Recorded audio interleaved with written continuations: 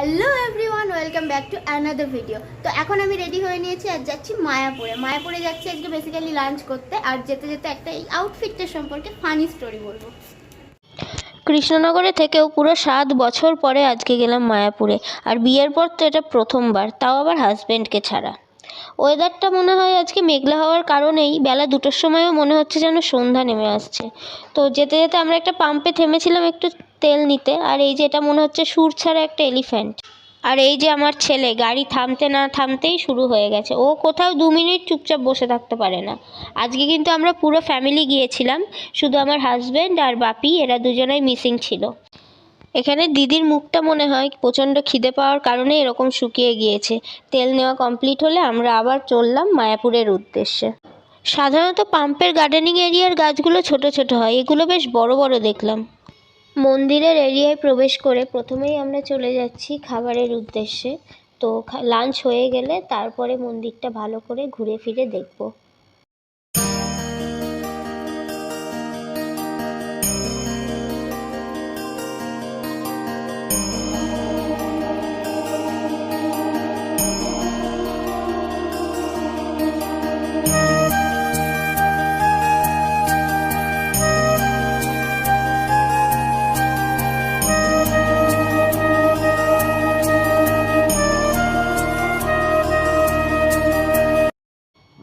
অনেকটা হাঁটার পরে ফাইনালি পৌঁছালাম রেস্টুরেন্টে। এত বেলাতে এখন আর প্রসাদের কুপন পাওয়া যাবে না, তো এই রেস্টুরেন্টটাই আমরা খাবো ঠিক করেছি। কিন্তু এখানেও প্রচণ্ড ভিড়, আর লাইন দিয়ে যখন আমরা দাঁড়িয়েছিলাম তখন বাচ্চাদের হাতে একটু আইসক্রিম দেওয়া হলো। বাচ্চাদের অবশ্য বাড়ি থেকে লাঞ্চ করিয়েই আনা হয়েছে। খাবারের জন্য যখন দাঁড়িয়েছিলাম ভেতর থেকে একজনে এসে বলল খাবার সব আউট অফ স্টক। আর খোঁজখবর নিয়ে জানতে পারলাম মায়াপুরের এই মন্দিরের ভেতরে এখন আর কোনো খাবার অ্যাভেলেবেল নেই। তো অগত্যাই ইচ্ছা থাকলেও আমাদেরকে এখন বেরিয়ে যেতে হচ্ছে, কারণ পেটের দায় বড় দায়।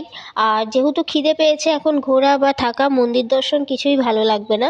সকাল থেকে সবাই না খেয়ে ভেবেছিলাম খাওয়া দাওয়ার পর আজকে এখানে অনেকটা সময় কাটাবো, অনেকটা সময় থাকবো মন্দিরে, কিন্তু মন্দির দর্শনের বদলে আজকে লাঞ্চ আউটিং হয়ে গেল।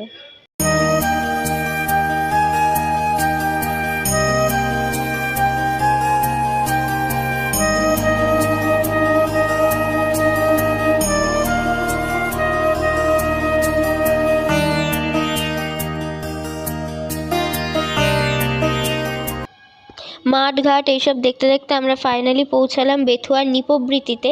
এটা একটা বার কাম রেস্টুরেন্ট, আর আমরা ফ্যামিলি রেস্টুরেন্ট সেকশনে গিয়ে লাঞ্চ সেরেছিলাম। রেস্টুরেন্টটা কিন্তু বাইরে থেকে দেখে অনেকটাই বড় লাগলো। খাবার অর্ডার করার পর খাবার আস্তে আস্তে বেলা 5টা। মেনুতে আজকে পুরোই ভেজ ছিল, কারণ আজকে শনিবার, আর দাদা দিদি ওরা শনিবারে ভেজ খায়, তো সেই কারণে সবাই আমরা ভেজই নিয়েছিলাম। ভেজ খেতে আমারও খুব একটা খারাপ লাগে না। খাওয়া দাওয়া শেষ করে তারপরে আবার বাচ্চাদের বায়না, ওরা কিছুক্ষণ পার্কে থাকবে। তো এই যে পার্কে বেশ কিছুক্ষণ সময় কাটানো হলো, খুব বেশি সময় থাকেনি, মিনিট 15-20 হবে। তো এখানে বড় মার সাথে মেয়ে দোল খাচ্ছে, আর একা একা সিঙ্গেল দোল খাবে বলে এত কান্নাকাটি।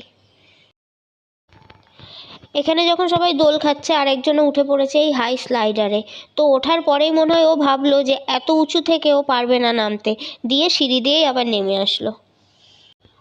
আজকের সারা দিনটাতে একরকম কাটাবো ভেবেছিলাম, আর কাটলো পুরো অন্যভাবে। তো এই যে মেয়েকে একটু সুইং দিয়ে এবার রওনা হয়ে যাব বাড়ির পথে।